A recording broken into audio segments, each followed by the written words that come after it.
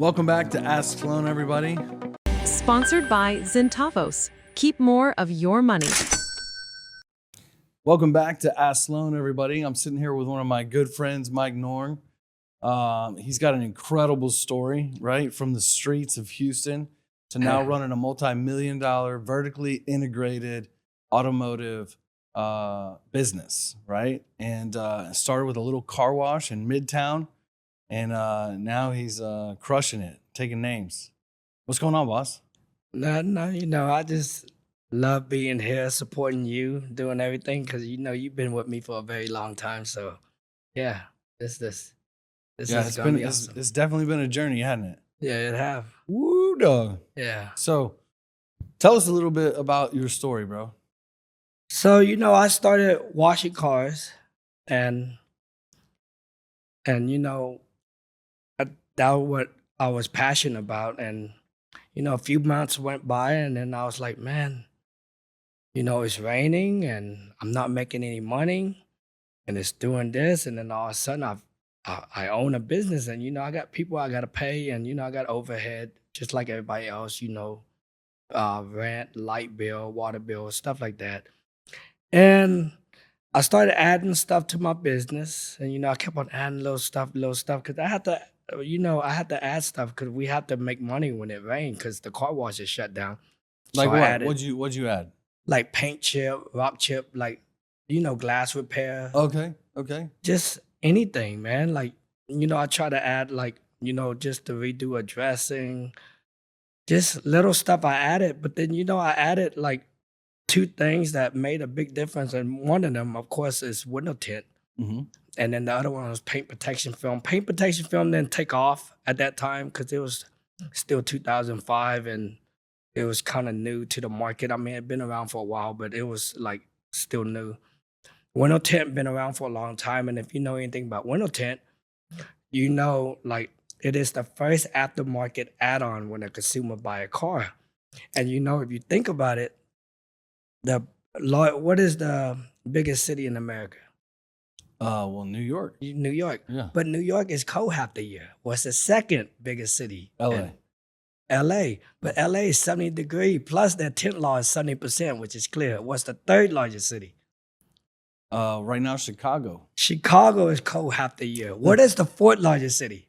You know what? That just changed hands. It used to be Houston, now it's Dallas. Well, I still consider it Houston if you talk about the surrounding area. I literally just learned that. Yeah. Surrounding area. Yeah. Dallas just overtook us, but it's pretty We're funny. the fourth largest city, but we're the hottest city. So we're like the capital of the world for window film. And, you hit on a major point. I don't know a lot of our guests know this. So he said that window tint is the first aftermarket product. Okay, like I don't know if you've ever put window tint on your car, but it doesn't come that way from the dealer. It has to be put on. Dealerships are adding it, and that's why when you go buy a car, it'll say window tint and have a charge for it because it doesn't come tinted from the manufacturer. Yeah. So that was like one thing, and I stuck with it.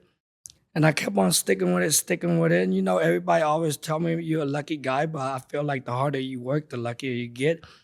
And they built an Audi dealership. It was the biggest Audi dealership in the United States at that time. Well, LA beat it now, and there was a gentleman, Danny Posey, who was the GM. He gave me a chance, and I had this little garage. Off of Kirby. Yeah, 59 Kirby? 59 in Shepherd. Yeah, 59 Shepherd, Yeah. And you could kick a rock to the dealership. And I couldn't believe it. That area was not all that. And then they built this dealership. I was probably doing like $15,000, $20,000 a month in window tint, somewhere around there, give or take, retail. Right. And then it was a little garage. Like we couldn't fit a truck in there. Like it had to stick out, Had no AC, no nothing. I mean, that's just how we started. That was the building out back? Yeah. You couldn't fit a truck in there? Couldn't fit a long truck. I mean, you could fit like probably a small Tacoma, but you still can't fit a big truck in there. You still can't, yeah. Oh, yeah. I remember you built that building. You had problems with the city. All that. Man, it's crazy. Okay, go ahead. Anyway, but then, the Audi dealership, they wanted us to do the tint. I said yes to them. Man, they were bringing me shoot, 8, 12, 14 cars. And, I had to make it happen. And I look back at it and people were like, man, how did you do that? Man, I had no choice. I didn't have money. I always wanted my business to be profitable. And when you're stuck with that, you actually make stuff happen. And, you work late, probably work until 12, 2 o'clock sometime in the morning, get up at 6. And, I just stuck with it. But that dealership actually like took me to another level because it was paying me anywhere $48,000 a month just in window tint. Yeah. I never knew a business could make that much. And, just as a new business owner, just like everybody else, took the money and spent it, and I learned that like a bunch of times. I made that mistake. I just never learned from it. Because, when you grew up poor, you always want to obtain what people who got money have. And, maybe the new phone, maybe a new car, maybe something that you shouldn't be buying, at that time. And that's why cash flow is very important. You got to put it back in the business in order for it to grow and scale. And I learned that later on, and lucky I learned my lesson. Lucky I stuck around long enough for opportunity to come to me, because people don't be around for the opportunity to come. And I say, man, it's going to come. Like if you stay around a business and you do the same thing over and over again, it might come in 5 years, 10 years. And for me, it came in 15 years, a little bit late, but it came, opportunity arrived. We take care of everything for Centerpoint. So if you see all those Centerpoint truck with the grass and, call, what is it, 311 or something, 611. Yeah, So 611. we did all those trucks. We do everything for Wells Fargo. We do everything for Hewlett Packard. We do everything for the Harris County building. We do everything for the Houston Astro. If you see the truck that's inside all that, we do it.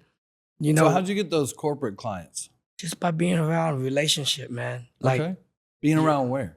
Just being around doing their cars and being known as the guy that window tint, that detail, that do paint protection film. So they just reached out to you because of your position in the community? Like people know, hey, go to Mike for these things? Yeah, I mean, you build reputation, you get referral. Referral is the best of business. I mean, you can market and spend all your money marketing, which we do, but then referral is the best business because that means somebody, whoever come to you that got referred already trust you just from whoever referred you. Absolutely.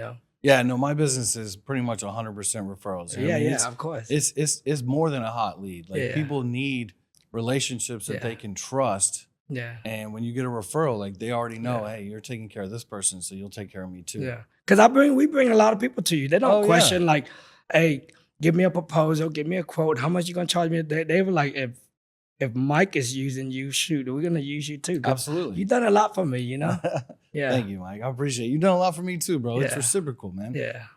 It's true. We were watching this post that you made earlier, Circle of Friends, right? Yeah. And if you're not helping each other, you're not friends, right? Man. And I want to drill down into the PPF, because I remember when you first started doing PPF and I came to you and I was like, bro, man, I don't know, dude.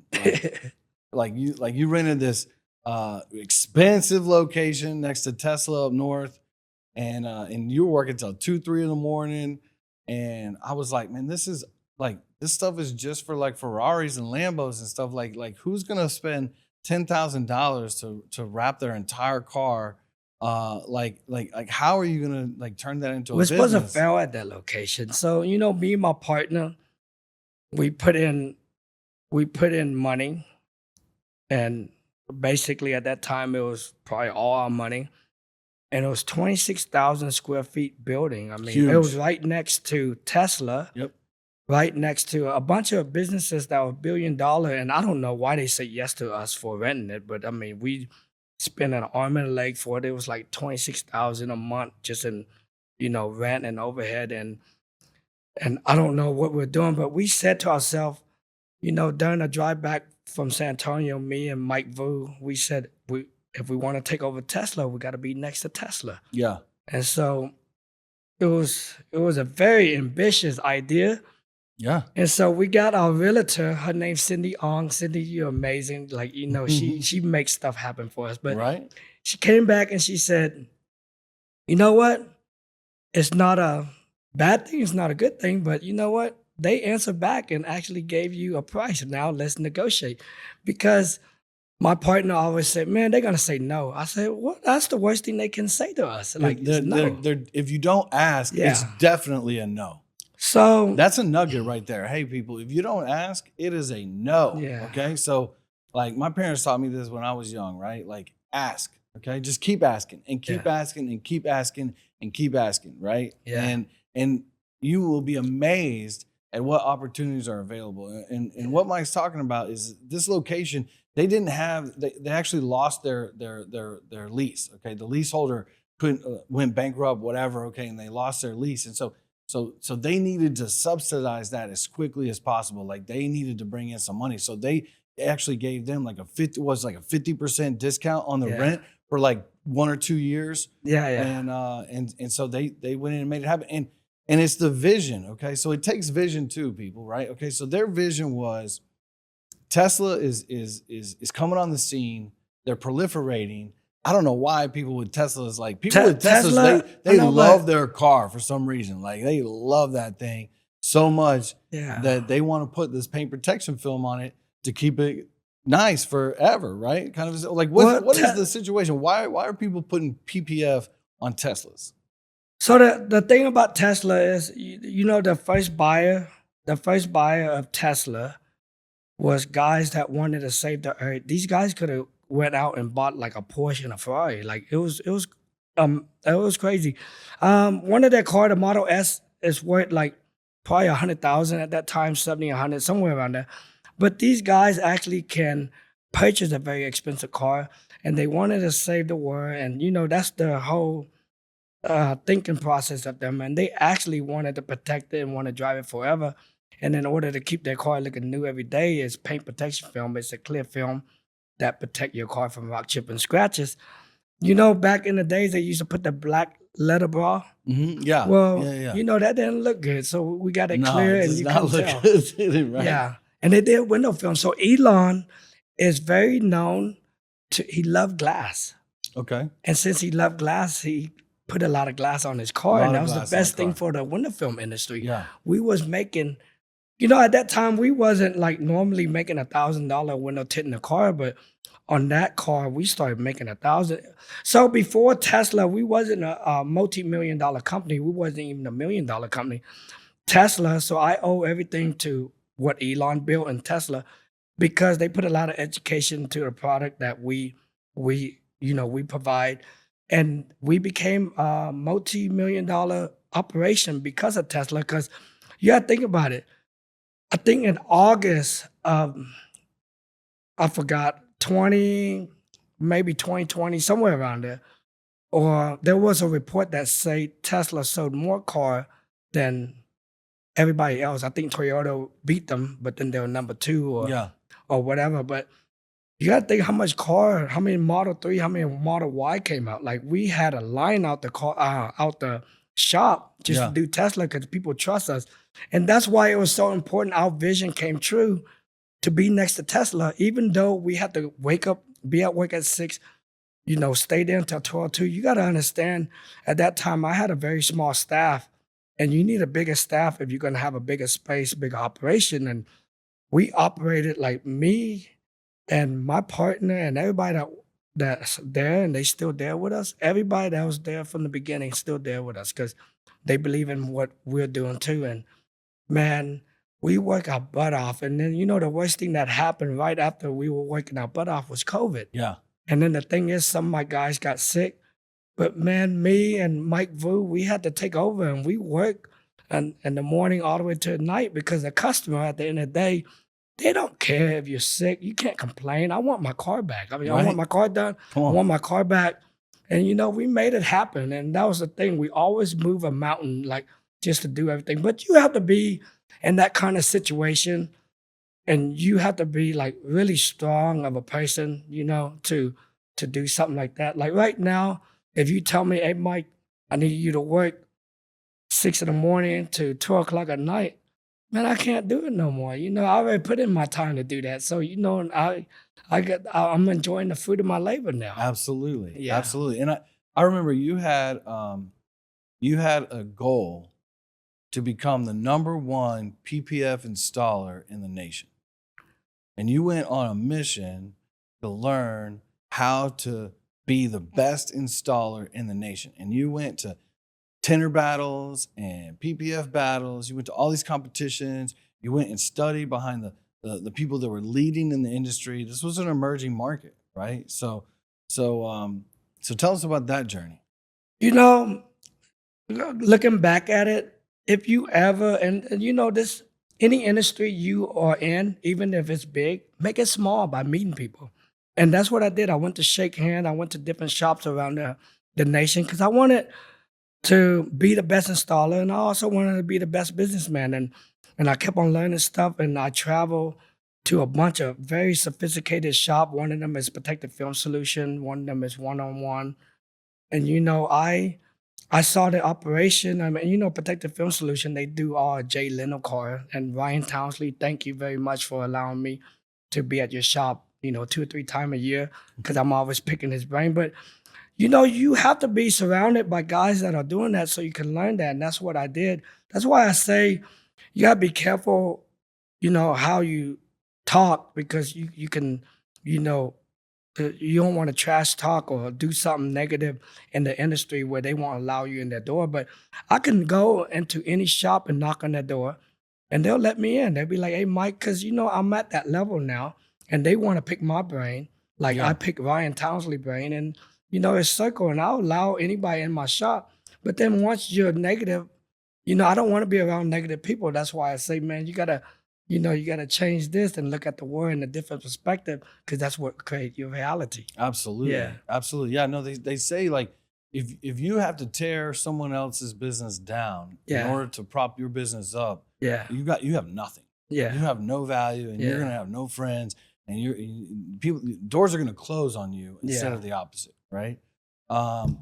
So I hope all of y'all are listening, right? Okay, so the first thing is he had a passion, right? Mike had a passion for cars, washing cars.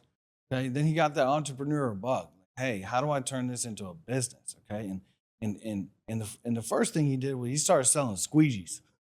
I remember I come in the office and there are boxes and boxes, and he's like, hey, Sloan, come check this out. Come check this out. Let me show you. And he opens up this box.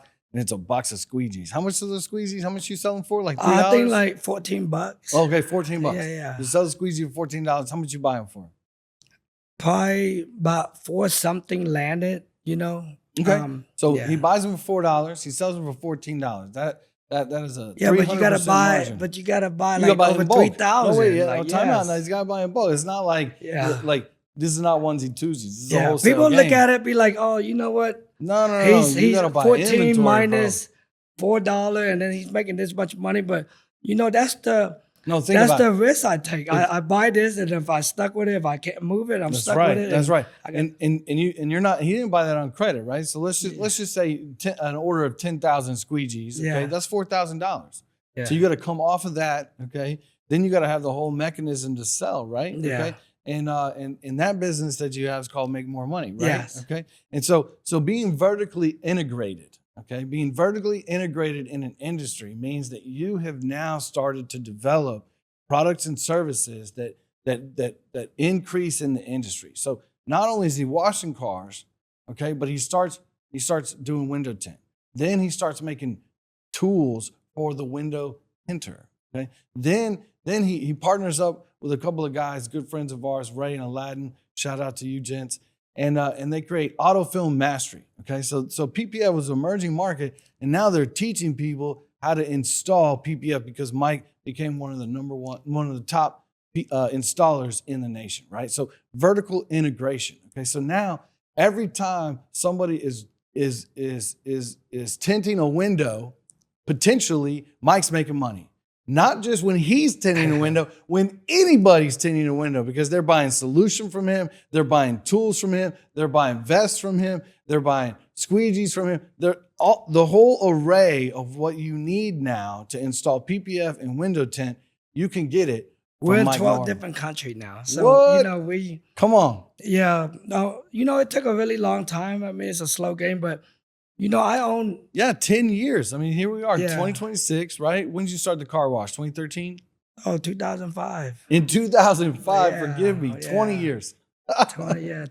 I didn't know But you started you know, the car wash in 2005 in Midtown, or it no, was a no, different one. that Upper Kirby location, That's right. Shepherd, That's yeah. right. That's right. But all the business I own, I own 8 different businesses. They have to do 3 things, and so they have to support each other. That's major. That either paying rent or supplying something or working together. So they have to do that and then the second thing, I have to know something about it. I fell at a lot of different investment because I didn't know anything about it. And so when the guy decided not to do it or didn't do good, I couldn't save it because I didn't know anything. And then the third thing is that I have to do the books because I am so responsible with money and no cash flow and believe in cash flow so much that I know a business can be successful. And that's why it's very important that I have to do the books because, he taught me a lot of stuff and my partner taught me a lot of stuff. I didn't understand what cash flow was. We had to work our butt off. When we get enough money, we buy something. Now, the we open another location, we don't have to put no money out of our pocket. We take the cash flow from this location, open another location. Yep. Not only that, we're scaling, and there's a difference between growing and scaling. When you're growing, your expense grow too. So usually you take less money home because that's what it is. It's growing pain, and in order to scale, you got to grow. But scaling, you're using the same resources, and you're not you're not taking money out of your savings or anything else, and then you're actually investing in a business. Then you're gonna make money, and that's what's the difference between scaling. So I own enough business that when I open a new one, I want to scale, not grow. For sure. Yeah. For sure. Well, I mean, you've got to that point, right? Okay. And Yeah. so it takes 3 to 5 years minimum to get to that point. It can take 5 to 10 years, right? But you hit on a couple of major points, right? I've also worked for a lot of different businesses, right? Yeah. Hot rod shop, eye doctor, so on and so forth. I don't paint cars, right? I don't Yeah. weld, right? I don't do eye exams, Yeah. right? Okay. I do wear glasses though. Yeah. but my business now is Centavos. That's all stuff that I do. Yeah. That's all stuff that I really understand, that I'm very passionate about. And my team can't break anything that I can't fix. Yeah. And in those other businesses, if somebody broke it, man, I couldn't fix it. I would have to go figure out where I'm going to find somebody else that can fix it, and then I'm going to have to pay all this labor. Yeah. I don't know if y'all missed it, but Mike did everything in the business for a long time. Yeah. Everything. Okay, sales, marketing, which are 2 totally different things. Buying film, taking out the trash, Operations, installing, picking up the taking out phone, trash, cleaning the shop, so like everything, right? So you have to do that. You got to do that, right? Yeah. You got to do it all for a little while, okay? And then you start to delegate. Then you start to make a little bit of money, and then you hire, right? Yeah. Okay, and like you said, man, look, we all want stuff, okay? We all want stuff. We all want like nice things, okay? But if you can sacrifice long enough to generate cash flow, then you can have all the stuff that you want later. Okay. This is a marathon. Okay. 20 years, y'all. 2005. Okay. 21 years ago is when he started. And now he's telling you, hey, now I can enjoy the fruit of my labor. Yeah. Okay. So look, hang in there, right? I mean, I didn't get where we got. It took me 15 years. It took me longer than everybody else. And I wish it could have took me, if I go back, it could have took me less time. The thing was, I was so busy of doing tasks instead of working on project. Like, you got to think about it. If I tell you, hey, go put gas in the car, go get a cup of water, go move the car, put gas in the car, open the door, open the blind, those are tasks. And the thing is, like, you built a habit of doing so much tasks that you don't understand it's taking time away from you doing a project. A project take many steps to complete, sometimes many months, but it bring more value to the business. And a project, just say in my industry, let's go out to all the body shops, let's talk to them, let's give them a menu, let's tell them what we offer. Those are projects. Let's go out to dealership, let's go visit and do this, that. Let's get with a marketing company, let's do a campaign where we're the best at what we do and stuff like that. Those are projects. But I was busy doing tasks that I didn't have time for project. And that's what some of the stuff I would change. That's the main thing, because you got to understand, people always say work on your business instead of working your business. In the beginning, you have to work in your business. So don't listen to anything like, what people say. But so you got to be careful on advices that you take, because in the beginning stage, you do have to work in your business. You do have to master that process, procedure, and policy that you're doing so you can hire somebody. When that phone ring more than, I don't know, 10 times, 20 times a day, you might need to hire a salesperson. That's when you get to hire them. You don't hire a salesperson and your phone only ring 1 or 2 times a day. That's the wrong way to go at it. So I did it properly. I just took a little bit longer than everybody else, but I got it. And that's true. And we're running out of time here with part 1. We're going to be back with part 2, but you hit on some major points there. Okay, there are different stages to your business. Okay, and if you're out there and you're watching content and they're talking about stage 4 and you're in stage 1, that advice isn't for you. That advice can kill you. Okay, be careful. You've got to first do the tasks and figure out how they all work. And then you've got to build systems around those tasks so that you can automate those systems. And then you put people in charge of those systems. Okay. And then you've got to invest in your people and make sure that they love what they're doing and that they're part of a team that they want to grow with. Okay. There's a lot of little steps to this. You have to walk before you can run. Okay. You got to master each step before you go on to the next step. Exactly. Because if you don't, you're going to have a problem in that step and you're going to carry it on to step 2, step 3, Absolutely. Yeah. I always like to leave them with a little bit of wisdom, right? So Yeah. we're going to do wisdom of the week here. And the wisdom of the week, I don't know if y'all heard it, but Mike said he has to do his books, okay? And the wisdom of the week on Make More Money is know your numbers, understand your cash flow. If you don't know how to read your financial statements, if you don't know what your books look like and feel like, if you don't understand how money goes through your business, if you're always looking at your bank account and it's got negative $3 in it, okay, then you need to get a handle on your numbers. You need to spend a little bit of time each week really understanding your numbers and how they work so that they can start to work for you. All right? Well, thanks, Mike. This has been great. Thank you. Stick around. We're going to do part 2. Okay. Oh, and don't forget to like, subscribe, hit that notification button, and DM us, right? If you got some questions for Mike or for me, or you need a car, PPF, hey, I'm bringing that F100 by pretty soon. All right? And just get with us, and we'd love to help you. Sponsored by Zintavos. Keep more of your money.